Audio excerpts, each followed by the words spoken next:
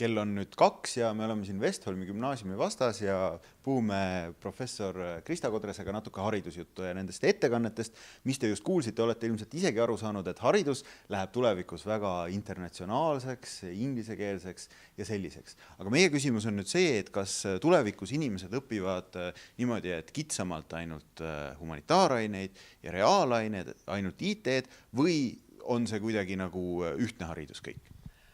No ma arvan, et päris ühtset haridust kunagi ei tule, sellepärast et ühiskonnas spetsialiseerumine ju ikkagi eksisteerib ja niisuguseid, kui kõigil oleks väga ühtne haridus, siis oleks see ikkagi poolharidus. Aga kindlasti muutub haridus interdistsiplinaarsemaks, ta õieti on seda juba praegu. Ja ma võin ju siit kohe jutu viia siis ka sellele erialale, mida mina esindan. Nimelt kunstiajaloole. Tänapäeva kunstiajalugu ei defineeri ennast isegi sageli mitte enam kunstiajaloona, vaid just nimelt visuaalkultuuri ajaloona.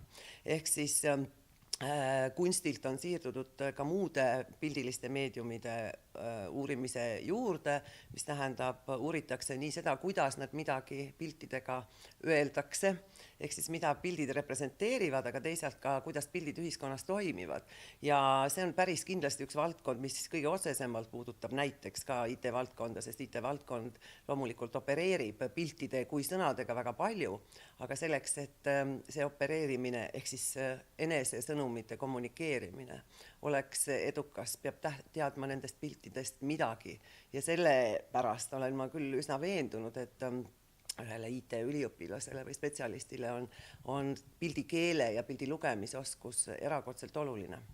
Tõsi jah, et arvata, et see on nii. Mina mõtleks küll, kui ma lähen siin TTÜ-sse praegu õppima, siis ma õpin seal seda IT-d ja ootan, kui tuleb IT-firma, võtab mu raske palga peale tööle. Et on teil nagu mingi siis mõte nagu näide või asi, et kuidas võiks olla niimoodi, et mul programmeerijana oleks kogu seda pildi ja humanitaarpoolt ikkagi vaja?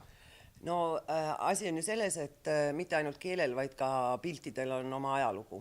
Ja see, isegi siis, kui me sellest ajaloost mitte midagi ei tea, aga see ajalugu kindlasti mõjutab ka kaasajal nende piltide vastuvõtmist.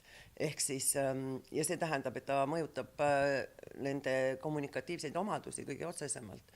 Ehk siis, no näiteks me võime, väga lihtsalt näited on näiteks päike, kui panna kusagile displeile või mingisuguse nii-öelda veebilehekülje peale, see tähendab reeglina, eks ole, me vaatame, me näeme, et siin on tegemist millegi helgega või kui me näeme näiteks välkunoolt seal, siis me kohe tajume, et see esmane sõnum tuleb meile väga sageli nimelt pildi kaudu, sellepärast et pilt ütleb teadagi lühemalt, kui seda teevad sõnad. Ehk siis see kogemine on palju vahetu. Aga veel kord, pildiline kommunikatsioon on väga palju seotud ajalooga, ehk siis see, kuidas me kogeme, on meil omandatud ka siis, kui me seda tõepoolest ise ei märka, me teame nende piltide tähendusi. Aga mõnikord võivad tähendused olla ka väga keerulised ja nad ei ole loomulikult ühesed ja veelgi enam ka pildi tähendused ajas muutuvad. Ma arvan, et humanitaaria ja ka seda samast visuaalkultuuri ajaloolist teadmist ongi vaja selleks, et saada aru, kuidas need mehhanismid toimuvad ühiskonnas, kuidas nad on toimunud ja missugune on see loogika.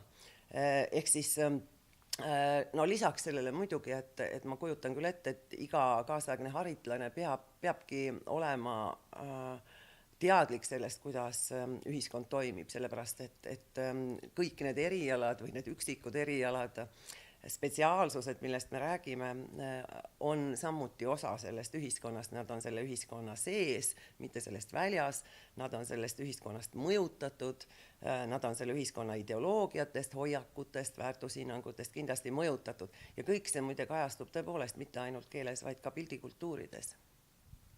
Suur aitäh!